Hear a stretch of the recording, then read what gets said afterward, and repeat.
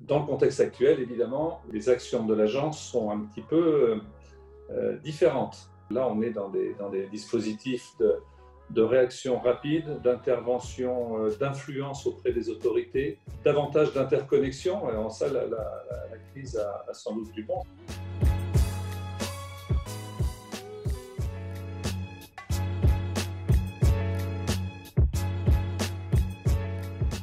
Je m'appelle Jean-Claude Dardelé, je suis adjoint au maire de Toulouse et vice-président de Toulouse Métropole en charge de l'attractivité, du tourisme, de l'Europe et de l'international.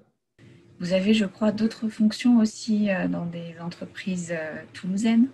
Ah oui, mon vrai métier, c'est de vendre des satellites. Je travaille dans l'industrie spatiale. Je travaille sur de gros projets européens. J'ai des responsabilités à la direction du programme Galileo, grand programme européen, et de programmes météorologiques et d'autres programmes spatiaux, oui, effectivement. Très bien. Du coup, justement, comment l'agence d'attractivité de la métropole accompagne-t-elle les professionnels du tourisme de son territoire?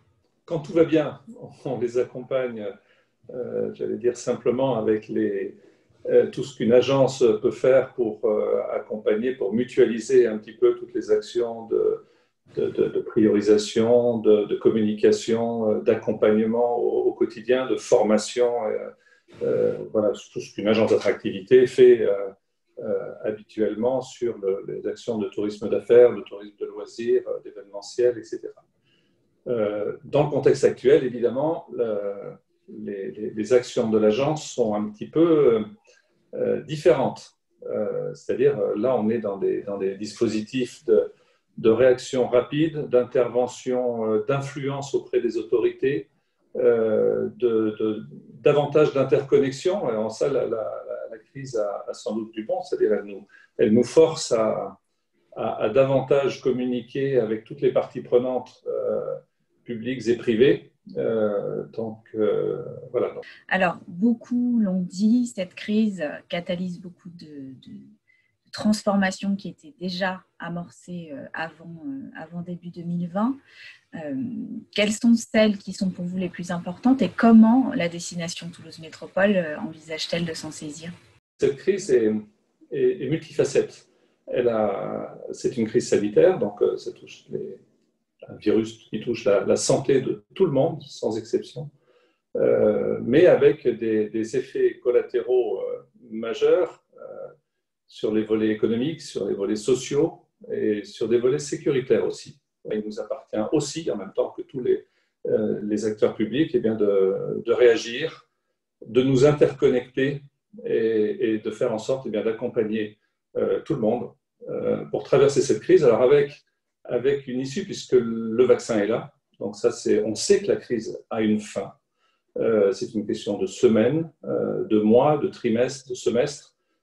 Mais on sait qu'il y a une fin, que cette fin est programmée. On met en place au niveau de la collectivité des mesures d'urgence, avec plusieurs dizaines de millions d'euros de mesures d'urgence, et puis avec l'objectif de franchir l'été. On a franchi cet été d'ailleurs avec un certain nombre de bonnes nouvelles, puisqu'on nous annonçait une apocalypse pour l'été, avec des chutes de croissance dépassant les 50%. Et en fait, fort de réactions rapides, d'initiatives vertueuses, la décroissance s'est limitée à 30%. Alors, vous allez me dire, 30%, c'est énorme comme décroissance. Mais alors qu'on s'attendait à 50%, voilà, 30%, j'allais dire, on a sauvé les meubles.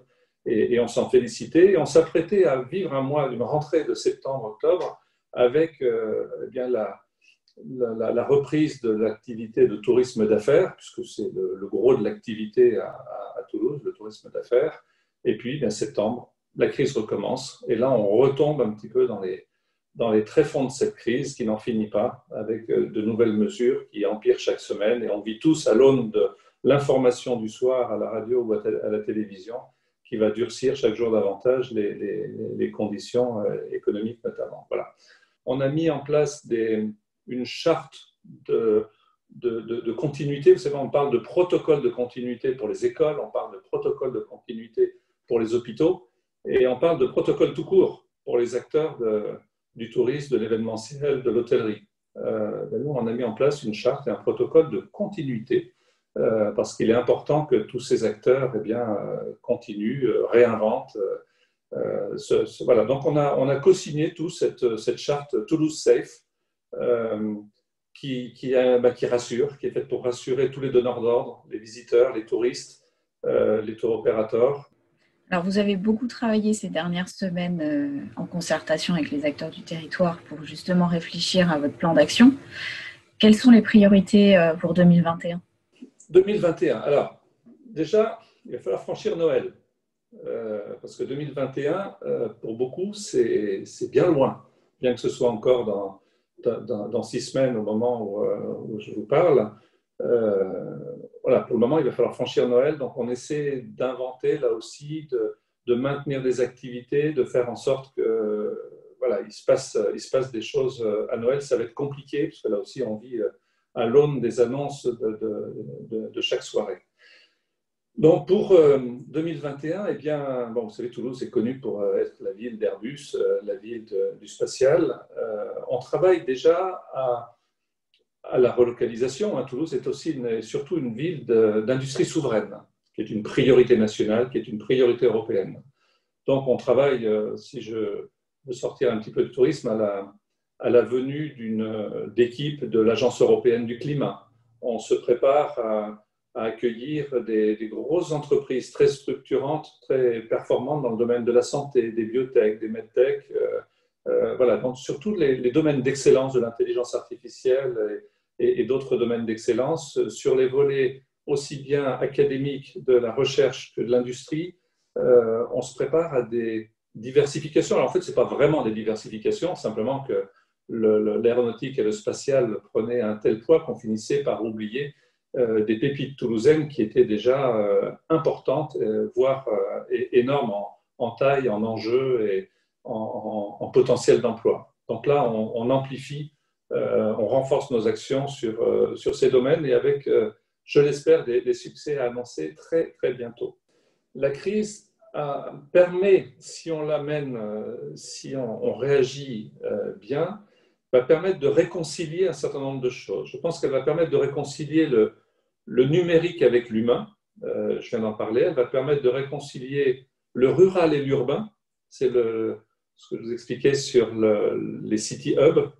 Elle va permettre de réconcilier l'écologie avec les technologies, important dans le contexte actuel où il y a une espèce de défiance contre les technologies, et Toulouse est une ville technologique, donc, et on voit les entreprises qui investissent aujourd'hui, qui utilisent la crise pour se poser et réfléchir là où elles seront le lieu le plus résilient pour leur développement. Donc là, c'est important. Une réconciliation aussi entre les habitants et les touristes, puisque je pense que les habitants des villes devenant eux-mêmes touristes, redécouvrant leur ville ou découvrant leur ville, puisqu'on est souvent cantonné entre nos lieux d'habitation, lieux de travail et quelques lieux de loisirs. Et cette nouvelle période nous a invités à redécouvrir bien d'autres espaces de notre ville. Et enfin, la réinsertion des événements et de la culture en ville pour tout le monde. Donc, un nouveau contact des habitants eux-mêmes avec leur propre ville. C'est une belle conclusion. Merci beaucoup.